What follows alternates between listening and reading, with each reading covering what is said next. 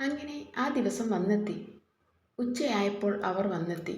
അവർ വന്ന് ബിന്ദയെ കണ്ട് ഇഷ്ടപ്പെട്ടു. ആൻ്റണിയുടെ സെലക്ഷൻ അടിപൊളിയാണ്, എല്ലാവരും അഭിപ്രായപ്പെട്ടു. ആൻ്റണി പറഞ്ഞതുപോലെ അവൾ ഏറ്റവും സുന്ദരിയായാണ് നിന്നത്. അവളുടെ സൗന്ദര്യം വന്ന പല സ്ത്രീകൾക്കും അസൂയ ഉണ്ടാക്കി. ഉച്ചയ്ക്ക് എല്ലാവർക്കും സദ്യ തന്നെ തയ്യാറാക്കിയിരുന്നു. ബിനിതയുടെ വീട്ടുകാർ ഞങ്ങളുടെ വീട്ടിൽ ആദ്യ കല്യാണമാണ്, ബിനിതയുടെ അമ്മയുടെ ആങ്ങള വന്നവരോട് പറഞ്ഞു. അതെ എന്ന് എല്ലാവരും സമ്മതിച്ചു. ബിനിതയുടെ പപ്പയുടെ വീട്ടിലെയും മമ്മിയുടെ വീട്ടിലെയും മൂത്ത കുട്ടിയാണ് ബിനിത. ഇരു വീട്ടിലും ആദ്യ കല്യാണം, അതൊരു ആഘോഷമാക്കാനാണ് എല്ലാവരുടെയും പ്ലാൻ. അത് വന്നവരോടും പറയുകയും ചെയ്തു. അപ്പോൾ ഞങ്ങൾ ഇതുപോലെ വരണമല്ലേ? ദൂരം കൂടുതൽ കൊണ്ട് അത്യാവശ്യം എല്ലാവരും അങ്ങോട്ട് വീട് കാണാൻ വരും. വന്നവർ എല്ലാവരും കൂടിയപ്പോൾ മുതിർന്നവർ കാര്യത്തിലേക്ക് കടന്നു. അടുത്ത സൺഡേ ഞങ്ങൾ അങ്ങോട്ട് വരാം, അമ്മാവൻ എല്ലാവരോടും കൂടി ആലോചിച്ചതിന് ശേഷം പറഞ്ഞു. എല്ലാവരും വരണം. ഇന്ന് വരുന്നവരുടെ എണ്ണം പറഞ്ഞ സൗകര്യമായിരിക്കും, ആൻറ്റിയുടെ പപ്പ സന്തോഷത്തോടെ പറഞ്ഞു. അത് ഞങ്ങൾ നാളെ പറയാം, അമ്മാവൻ പറഞ്ഞു. മതി. എല്ലാവരും ചിരിയോടെ പരസ്പരം നോക്കി. എല്ലാവർക്കും ബിനിതയുടെ വീടും ഒരുപാട് ഇഷ്ടമായി. കുറ്റം പറയാനൊന്നുമില്ല. എല്ലാവരുടെയും മനസ്സ് നിറഞ്ഞു. പിന്നെ എൻഗേജ്മെൻറ്റ് ഇവിടെ പള്ളിയിൽ വെച്ച് നടത്താം, കെട്ട് നിങ്ങളുടെ പള്ളിയിലും. അതുപോരെ? ബിനിതയുടെ ബന്ധുക്കൾ പറഞ്ഞു. അത് മതി. ഒരു മാസം കഴിഞ്ഞ് മിന്നുകെട്ട് നടത്താം, ആര്യയുടെ പപ്പയും ബന്ധുക്കളും അതിനെ പിന്തുണച്ചുകൊണ്ട് പറഞ്ഞു. അത് അങ്ങനെ ഡേറ്റ് നോക്കി നമുക്ക് പ്ലാൻ ചെയ്യാം. പിന്നെ ഇരുവരുടെ ലീവും കൂടി നോക്കണമല്ലോ, ബിനിതയുടെ പപ്പ ചോദിച്ചു. ഞങ്ങൾക്ക് ലീവൊക്കെ കിട്ടും. പിന്നെ ഞങ്ങൾ നാട്ടിലേക്ക് ട്രാൻസ്ഫറിന് അപ്ലൈ ചെയ്തിട്ടുണ്ട്, അത് ഉടനെ കിട്ടും, ആൻ്റണിയും ബിനിതയും ഒരേ സ്വരത്തിൽ പറഞ്ഞു. അത് നന്നായി. എല്ലാവർക്കും കൂടുതൽ സന്തോഷം തോന്നി. ഒറ്റ മക്കളായ ബിനിതയെ ദൂരേക്ക് വിടാൻ ഒട്ടും ഇഷ്ടമല്ലായിരുന്നു മാതാപിതാക്കൾക്ക്. അവളുടെ വാശിയുടെ പുറത്താണ് ബാംഗ്ലൂർ ജോലിയുമായി പോയത്. അപ്പോൾ എല്ലാം നമുക്ക് ആലോചിച്ച് ചെയ്യാം. ഇനി ഞങ്ങൾ ഇറങ്ങാൻ വൈകിയാൽ രാത്രിയാവും അങ്ങ് എത്തുമ്പോൾ. അപ്പോൾ എല്ലാം പറഞ്ഞതുപോലെ ഞങ്ങൾ ഇറങ്ങുക. പെണ്ണുങ്ങളെല്ലാം ബിനിതയെയും അമ്മയെയും കെട്ടിപ്പിടിച്ച് പോകുകയാണെന്ന് പറഞ്ഞ് ഇറങ്ങി. ആണുങ്ങൾ പപ്പയും മറ്റു മുതിർന്നവർക്കും കൈ കൊടുത്തു ഇറങ്ങി. അവസാനം ഇറങ്ങിയത് ആൻ്റണിയാണ്, ആൻ്റണിയുടെ കൂടെ ബിനിതയും. അപ്പോൾ വിളിക്കാം ബിനി. താങ്ക്സ്. ആൻ്റണി എല്ലാവരും ബസ്സിൽ കയറിയപ്പോൾ ബിനിതയോട് പതുക്കെ പറഞ്ഞു. എന്തിന് താങ്ക്സ്? അവൾ നെറ്റി ചുളിച്ചുകൊണ്ട് ചോദിച്ചു. എന്നെ ഭർത്താവായി തിരഞ്ഞെടുത്തതിൽ അവൻ അവളുടെ ചെവിയോരം ചേർന്ന് പറഞ്ഞു. എൻ്റെ ഭാഗ്യമാ നിങ്ങളെ എനിക്ക് കിട്ടിയത്. അവൾക്ക് അവനോട് പ്രണയം തോന്നി. ആൻ്റണിയെ ഇത്രയും പാവമാണോ? അവളുടെ നെഞ്ചിൽ വല്ലാത്തൊരു പിടിപ്പ് തോന്നി. ഐ ലവ് യു, അവൻ ഏറ്റവും പ്രണയത്തോടെ അവളോട് പറഞ്ഞു. ലവ് ടു, അവൾ തിരിച്ച് അവനോടുള്ള കടുത്ത പ്രണയത്താലെ പറഞ്ഞു. മതിയടാ, ബാക്കി എൻഗേജ്മെൻറ്റിന് വരുമ്പോൾ പറയാം, അവൻ്റെ കൂട്ടുകാരികൾ ഒരാൾ വിളിച്ചു പറഞ്ഞു. ഇരുവരും ജാളിതയോടെ പരസ്പരം നോക്കിയ ശേഷം ആൻ്റണി ബസ്സിൽ കയറി.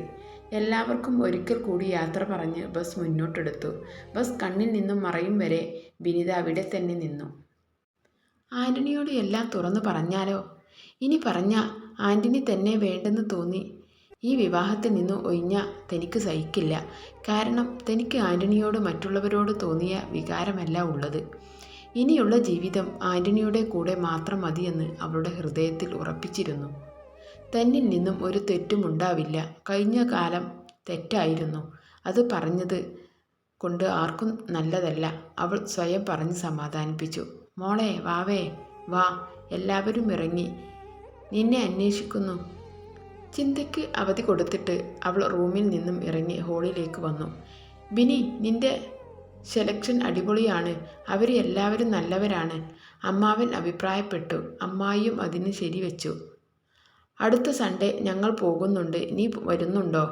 അമ്മാവൻ ഇറങ്ങിയപ്പോൾ കളിയാക്കി ചോദിച്ചു. ഇല്ല, ഞാൻ കല്യാണം കഴിഞ്ഞിട്ട് ആ വീട് കണ്ടോളാം, അവൾ ചിരിച്ചുകൊണ്ട് പറഞ്ഞു. ഓ അങ്ങനെ. എന്നാ അളിയാ, ഞങ്ങൾ ഇറങ്ങി.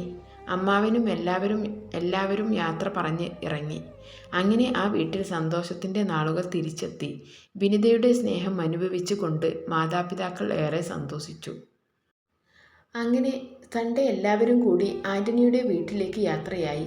അവർ തിരിച്ചു വരും വരെ വിനിത ആകാംക്ഷയിലായിരുന്നു.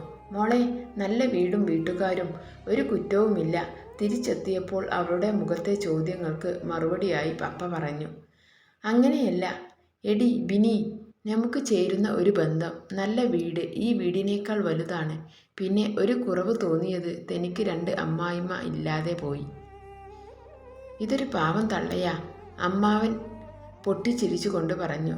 ആ തമാശ എല്ലാവരും ഏറ്റുപിടിച്ചു. വിനിതയുടെ ഉള്ളിൽ അതുവരെ ഉണ്ടായിരുന്ന ടെൻഷൻ എങ്ങോ ഓടി ഒളിച്ചു.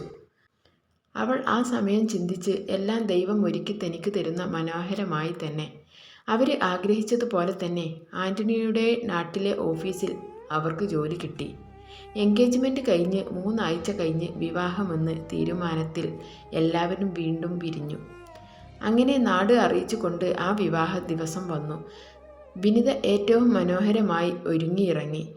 തൻ്റെ മകളെ വിവാഹവേഷത്തിൽ കണ്ട ആ മാതാപിതാക്കൾ ഏറെ സന്തോഷിച്ചു.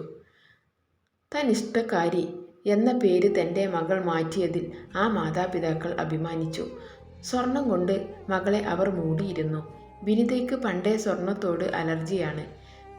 വെള്ള ഗൗണിൻ്റെ ഒപ്പം ഒരു ഡയമണ്ട് നെക്ലേസും അതിൻ്റെ ജോഡി കമ്മലും 2 വളയുമായിരുന്നു അവളുടെ അലങ്കാരം. വീട്ടിലെ പ്രാർത്ഥനയ്ക്ക് ശേഷം എല്ലാവരും പള്ളിയിലേക്ക് യാത്രയായി. അവരുടെ വണ്ടികൾ നിരനിരയായി റോട്ടിലൂടെ അതിവേഗം കുതിച്ചു. ഒരുപാട് നേരത്തെ യാത്രക്കൊടുവിൽ അവരുടെ വണ്ടി പള്ളിയുടെ മുറ്റത്തെത്തി. അവർ എത്തും മുൻപേ ആൻ്റണിയും കുടുംബവും എത്തിയിരുന്നു.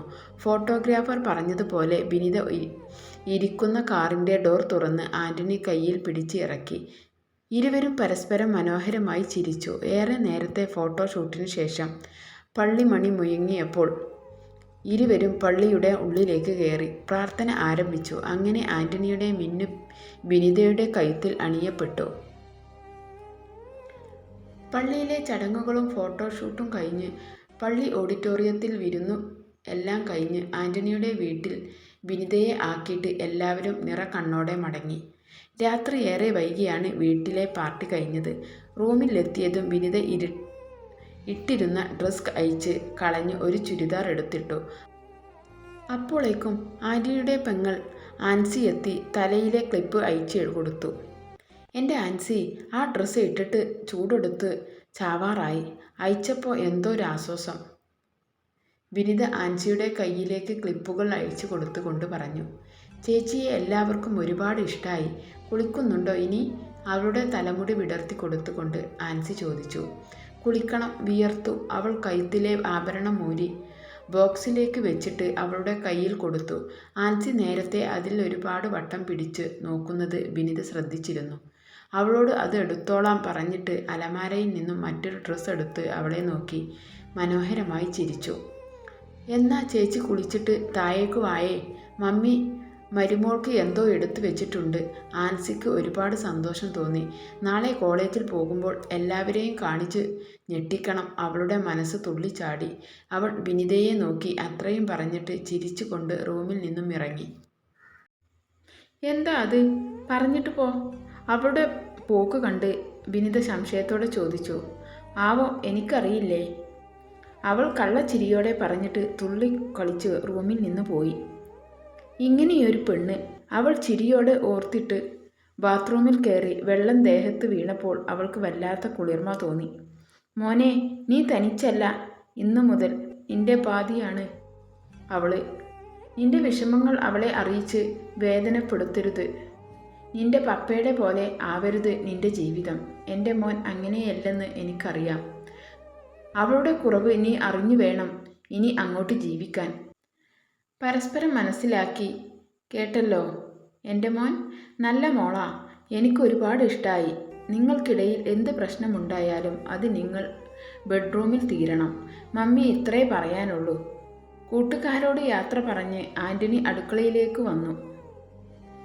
അവൻ്റെ കണ്ണുകൾ ഓടി നടന്നു. അവനെ കണ്ടപ്പോൾ മമ്മി മകനെ കയ്യിൽ പിടിച്ച് നീക്കി നിർത്തിക്കൊണ്ട് വാത്സല്യത്തോടെ പറഞ്ഞു നിർത്തി. അവരുടെ കണ്ണുകൾ പറഞ്ഞ് തീരും മുൻപേ നിറഞ്ഞു തൂവി. അത്രയും അവർ തൻ്റെ ഭർത്താവിൽ നിന്നും അവഗണന സഹിച്ചിട്ടുണ്ട്.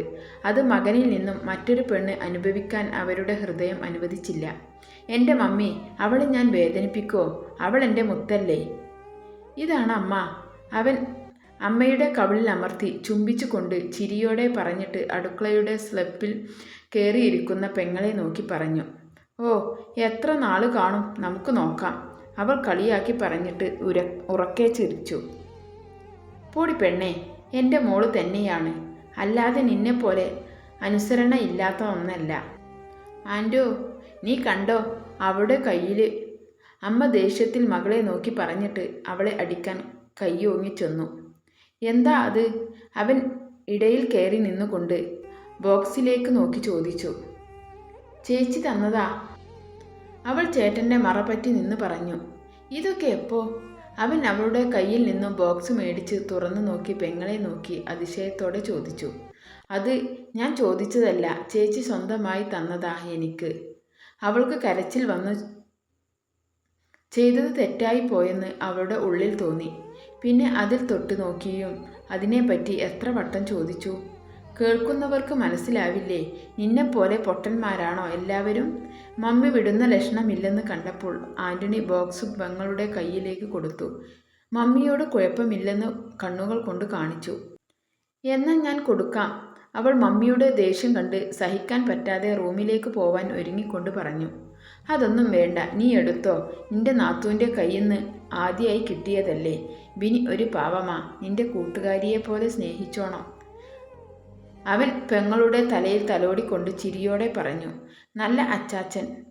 അവൾ ചേട്ടൻ്റെ കവിളിൽ ചുണ്ട് ചേർത്ത് കൊണ്ട് പറഞ്ഞു. അയ്യാ, എന്തൊരു സ്നേഹം. മതി സോപ്പിട്ടത്. ഇനി ഇതുപോലെ പലതും മോളുടെ കയ്യിൽ കാണും. അതൊക്കെ നോക്കി ഓരോന്നും പറഞ്ഞു മേടിക്കാൻ നിന്ന എൻ്റെ സ്വഭാവം മാറും കേട്ടോ. പോത്തുപോലെ വളർന്നിട്ടെന്താ കാര്യം? ബോധം കമ്മിയാണ്. മകളുടെ ആർത്തി കണ്ട് മമ്മി സൗണ്ട് ഉയർത്തി പറഞ്ഞു. അതൊരു അവസാന വാക്കായിരുന്നു. ഇല്ല, ഞാൻ ഇനി അങ്ങനെയൊന്നും ചെയ്യില്ല. അവൾ തല താഴ്ത്തി പറഞ്ഞു. പോയി കിടന്ന് നീ. അവൾ പോയപ്പോൾ മമ്മി മകൻ്റെ കയ്യിലേക്ക് ഒരു ഗ്ലാസ് ജ്യൂസ് എടുത്തു കൊടുത്തു. വൈൻ തീർന്നോ മമ്മി? ജ്യൂസ് ഗ്ലാസ് അവിടെ വെച്ചിട്ട് ഫ്രിഡ്ജ് തുറന്ന് വൈൻ കുപ്പി കയ്യിലെടുത്തു. ഇതാണോ മോനെ? എന്നാൽ ഞാൻ കിടക്കാൻ പോകുക. മമ്മി കൂടുതലൊന്നും പറയാൻ നോക്കാതെ മകനോട് പറഞ്ഞിട്ട് കിടക്കാൻ പോയി. മമ്മി പോയതും വൈൻ കുപ്പിയും എടുത്ത് ആൻ്റണി റൂമിലേക്ക് നടന്നു. ബിനിത കുളി കഴിഞ്ഞ് അടുക്കളയിലേക്ക് നടക്കാൻ തുടങ്ങിയപ്പോഴാണ് ആൻ്റണി റൂമിലേക്ക് വരുന്നത്. ആൻ്റണി, മമ്മി എന്നെ വിളിച്ചിരുന്നു. അവൻ റൂമിൽ കയറി ഡോർ അടയ്ക്കുന്നത് കണ്ടപ്പോൾ ബിനിത പറഞ്ഞു. മമ്മി കിടന്നു. ഇത് തരാനാ വിളിച്ചത്. തന്നെ കാണാത്തത് കൊണ്ട് ഞാൻ എടുത്തോണ്ട് പോന്നു. അവൻ ടേബിളിലേക്ക് ഗ്ലാസ് കുപ്പിയും വെച്ചിട്ട് അവളോട് പറഞ്ഞു. ഇതെന്താ സാധനം? അവൾ കുപ്പിയിലേക്ക് നോക്കി സംശയത്തോടെ ചോദിച്ച്. വൈൻ. മമ്മി ഇട്ടതാ? വാ, ഒന്ന് ടെസ്റ്റ് ചെയ്ത് നോക്ക്. അവൻ ഗ്ലാസ്സിലേക്ക് വൈൻ പകർന്നു കൊടുത്തു പറഞ്ഞു. അവൾ അവൻ്റെ അടുത്തായി പോയി നിന്നു. അവനും അവളും ചീസ് പറഞ്ഞ് ഗ്ലാസ് ചുണ്ടോട് ചേർത്തു. ബിനി.